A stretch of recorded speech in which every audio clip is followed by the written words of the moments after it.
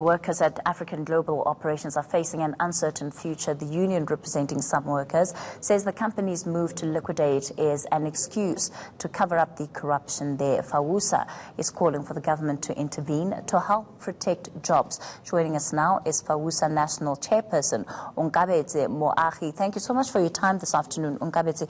The union's response to this announcement by Africa Global Operations.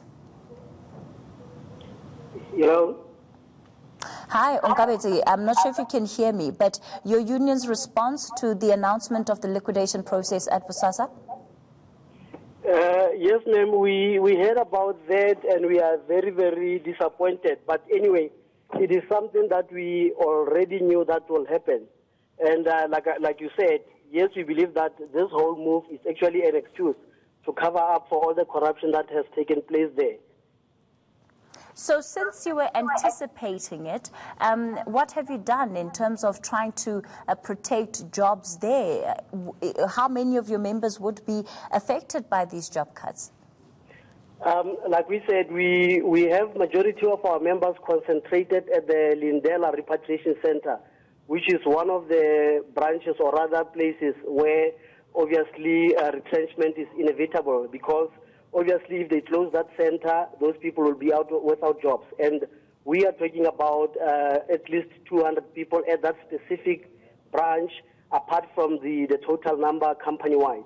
But those are the people that we are talking about. And like we said in our last interview, to say government must take responsibility, must make sure that at least those people are absorbed in different departments, like your correctional service.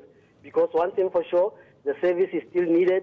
What we don't need is the fact that there's corruption that has actually smeared the current setup. But then the government must definitely intervene and make sure that they absorb those people.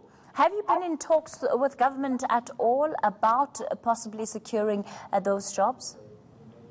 Say again, ma'am? Have you been in talks with government at all about the possibilities that you've just highlighted of the absorption of that staff and trying to save those jobs? Not necessarily, ma'am. We haven't spoken to them as yet, because it could have been as if we are preempting the whole thing. Even though we knew that this might happen, it would have been not in the interest of justice to actually jump the gun.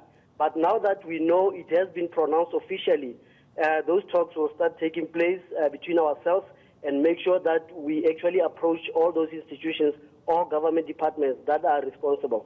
And as far as you know, because these employees were working with Bosasa, and we've heard about the web of corruption has really been in terms of the kind of bribes that Bosasa was paying. Are you clear that for those members who you represent from Lindela, that their hands were clean in this?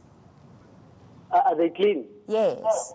Most definitely, ma'am, because we are representing the most vulnerable workers here, who are actually at the receiving end of this whole corruption thing. None of them, and if there are those who happen to have benefited out of that, by all means, the law must take its course. We are not going to protect the wrongdoers. The same as those government officials, the same as those senior managers will actually suffer the repercussions. So must be everyone. But from where I'm standing, our members are actually on the receiving end. They are actually the victims in this whole thing. All right, well, we'll wait and see what those talks which you are going to initiate with a government will bring, and indeed if you'll be able to secure those jobs. Staying on that story,